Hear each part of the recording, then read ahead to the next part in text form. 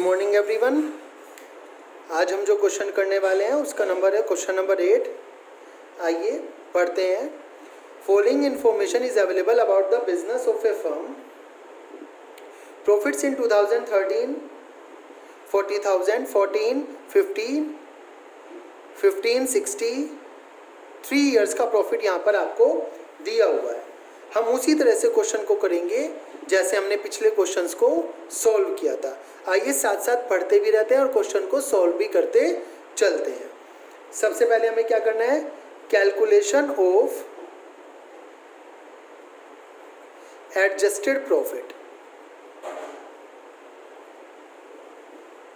Calculation of adjusted profits. तो देखिए 2013, 2014 और 2015, ठीक है।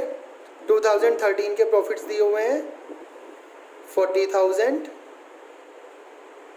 फिर 50,000 और 15 के दिए हुए हैं 60,000। ओके, पहले दिया हुआ है non recurring income of 1,000 is included in the profits of 14। Non recurring का मतलब है जो इनकम बार बार नहीं होती। मान के चलो कोई इंटरेस्ट मिल गया, कमीशन मिल गया, इस तरह का जो कभी कभी मिलता है। या छोड़िए, कमीशन तो बार बार मिल जाता है।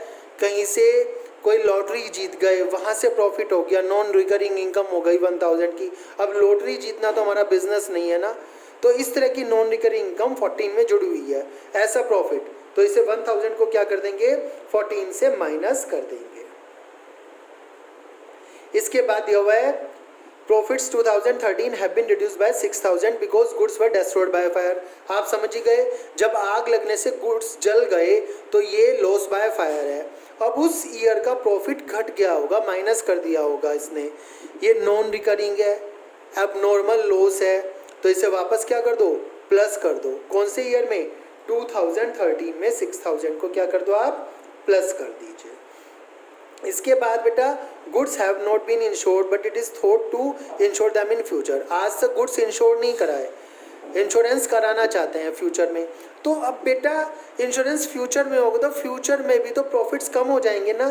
तो हमें गुडविल कैलकुलेट करने के लिए एवरी ईयर उतने ही प्रॉफिट को माइनस करना पड़ेगा जितने का इंश्योरेंस एक्सपेंस है, ठीक है। इंश्योरेंस प्रीमियम हर वर्ष 400 रुपये लगेगा, तो हमें एवरी ईयर 400 रुपीज़ माइनस करने पड़ेंगे। अब तक नहीं कराया, फ्यूचर में कराएंगे, बट हमें गुडविल कैलकुलेट करने के लिए, नॉर्मल प्रॉफिट करने के लिए पिछले ईयर्स में से भी माइनस करने पड़ेंगे। यही गुडविल कहती है कि नॉर्मल प्रॉफिट निकालो, हमने जो पीछे नहीं करा आगे करने वाले हैं उसका भी इफेक्ट दिखा दो, कोई प्रॉब्लम नहीं है इस तरह के एक्सपेंसेस में जो रिकरिंग नेचर के हों। रीजनेबल रेम्युनरेशन, सैलरी देनी है प्रोप्राइटर ऑफ बिजनेस को 6,000 पर ईयर की, but it has not been taken into account. मगर आज तक हमने लिया ही नहीं है कैलकुलेशन ऑफ मेंशन प्रॉफिट्स। आज तक हमने कैलकुलेट ही नहीं किया, 6,000 का प्रॉफिट उसमें डाला ही नहीं। तो इसे भी 400 की तरह क्या करना है, एवरी ईयर माइनस करना पड़ेगा, क्योंकि हमने उसे सैलरी आज तक दी ही नहीं है। तो एवरी ईयर के प्रॉफिट में से 6,000 को आपको माइनस करना है। After that profits of 15 include 5,000 income on investment. आपका काम गुड्स बेचना है, उस पर इनकम प्रॉफिट कमाना है।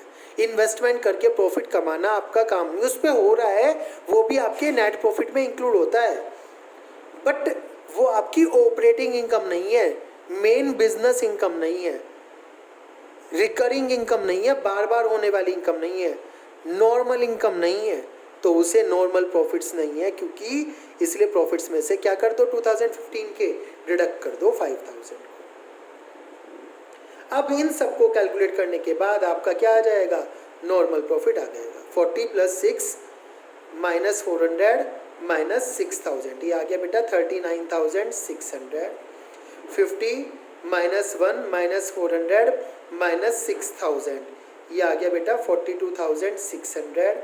60 - 400 - 6,000 - 5,000, ये आ गया आपका 48,600। आप चाहें तो यहाँ पर इसका टोटल भी कर सकते हैं, ठीक है। अब क्वेश्चन को जरा हम ध्यान से देखें तो ये goodwill is agreed to be valued at 2 years purchase of weighted average profit of past 3 years।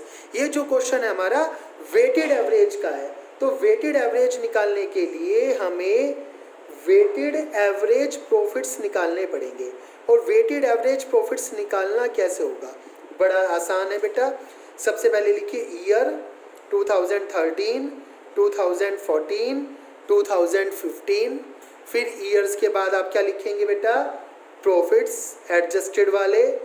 Profits कितने आए आपके 39,600, 42,600, 48,600। आफ्टर दैट आपको क्या दिया गया है, वेट्स दिए गए हैं।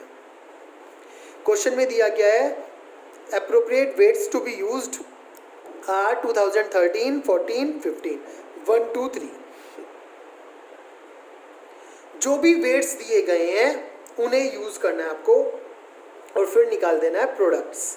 प्रोडक्ट्स का मतलब आप जानते हैं, मल्टीप्लाई कर देनी है। 39,600, 85,200, 1,45,800। टोटल कर लीजिए। एक तो वेट्स का टोटल होगा 6 और इसका टोटल होगा, ये हो गया आपका 2,70,600। इतना करने के बाद आपको क्या करना है, वेटेड एवरेज प्रॉफिट निकालना है। क्या निकालना है, weighted average profits is equal to 2,70,600 divide by 6 is equal to 6 4 20,000 45,100। फिर आप निकालेंगे goodwill. Goodwill is equal to weighted average profit multiply by number of years of purchase. Numbers of years of purchase question में दिया हुआ होगा आपको। आपका ये वाला क्वेश्चन है, कितना दिया हुआ है numbers of years of purchase, आपको दिखाई दे रहा है आपको। देखिए 45,100 multiply by 2 is equal to ₹90,200 आपकी गुडविल आ गई। बस इतना सा आपको काम करना है, ठीक है। तो इस तरह से आपकी गुडविल क्या हो जाएगी बेटा, कैलकुलेट हो जाएगी। अब यहाँ पे बात आती है, सर ये जो वेट्स दिए हुए हैं क्या क्वेश्चन में दिए होंगे? हाँ बेटा क्वेश्चन में दिए हुए होंगे। यदि बाय चांस आपको क्वेश्चन में नहीं दिए हो तो आप 1 2 3 मान लेंगे, 13 1, 14 2, 15 3, ठीक है। इस तरह से आप इसे मान सकते हैं। इस क्वेश्चन में आपको कोई प्रॉब्लम हो, you can ask me. Thank you.